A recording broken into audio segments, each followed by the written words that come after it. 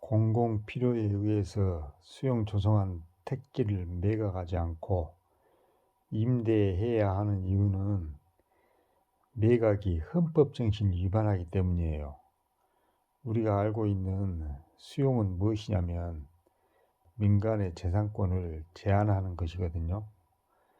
개발 예정 지구에 속한 토지는 재산권의 3종 세트인 사용권, 처분권, 수익권에 제약이 가해진단 말이에요. 건물을 짓는 생산활동을 하기 어렵고 처분 시기도 마음대로 정할 수 없고 공공에 팔아도 원하는 만큼의 값을 받지 못해요. 이러한 재산권 제한의 근거는 헌법 제23조 3항에 나오는 공공의 필요이에요. 대한민국 헌법 제23조 1항 모든 국민의 재산권은 보장된다. 그 내용과 한계는 법률로 정한다. 2항 재산권의 행사는 공공복리에 적합하도록 해야 한다. 3항 공공필요에 의한 재산권의 수용, 사용 또는 제한 및 그에 대한 보상은 법률로서 하되 정당한 보상을 지급하여야 한다.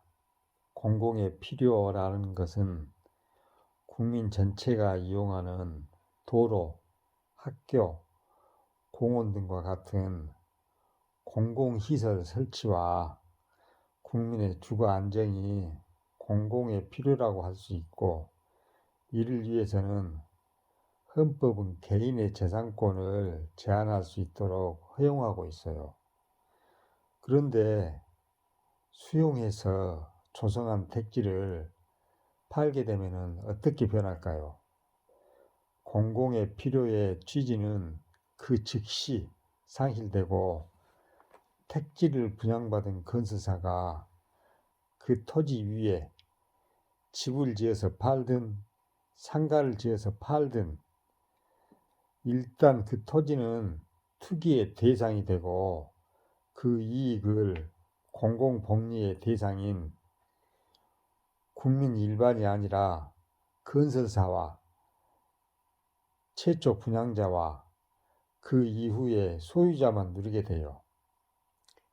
이런 과정을 잘 아는 토지 피수용자에게는 이 개발 사업이 공공이 자신의 땅을 싼 값에 사서 결국 건설사와 최초 분양자만 떼 돈을 벌게 해주는 사업으로 보일 뿐이에요.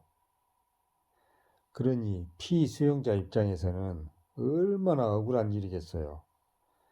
그러면 이런 질문이 자연스럽게 따라올 거예요. 개발회사와 건설사는 뭘 묻고 사냐? 답은 간단해요. 다른 회사처럼 부가가치 창출 기여분을 누리면 돼요.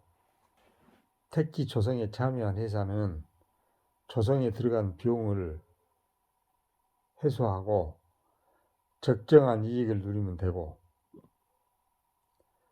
만약 개발회사가 공공을 대신해서 수용 작업을 하면은 업무 추진 비용을 회수하고 적정한 이익을 누리면 되는 거예요.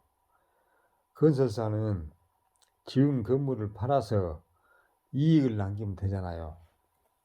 예를 들어서 자동차 회사가 자동차를 팔아서 돈을 벌고 농부가 농사지은 수확물을 팔아서 이윤을 남기듯이 건설사가 꼭 땅을 소유해야만 택지 조성을 하거나 건물을 짓는다는 것은 잘못된 생각이에요.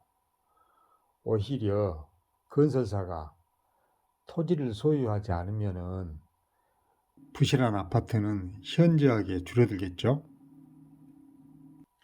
대장동 사건은 이 땅에서 산업화가 본격적으로 진행될 때 형성되고 완성된 부동산 투기 공화국의 오명을 싣고 성실하고 정직한 사람이 잘 살 수 있는, 희망을 가득 품을 수 있는 나라를 만들 절호의 기회이지요. 게다가 민간 사업자가 가져간 개발 이익도 성남시가 환수해야 한다는데 모든 국민이 동의하잖아요. 온갖 금융 부조리가 동원되고 다양한 회사들이 참여해서 헷갈릴 수도 있는데 핵심은 하나예요. 어마어마한 이익은 토지에서 나온 것이잖아요. 그러니 문제는 건물이 아니라 토지예요. 토지는 계속해서 부가가치를 창출할 수 있잖아요. 그러면은 대장동 사건은 일어나지 않아요. 이제는 민간의 재산권까지 제한해서 수용한 땅을 팔지 말고 임대를 통해서 토지 불로소득을 환수하는 게 답이에요. 이런 사업을 중앙정부뿐만 아니라 지방정부도 할 수 있도록 금융조달 관련 제도를 개선하고 자금도 지원하도록 하고, 환수한 토지 불로소득은 전 국민을 위해서 사용하도록 해야 돼요. 그리고 더 나아가서 민간이 보유한 토지,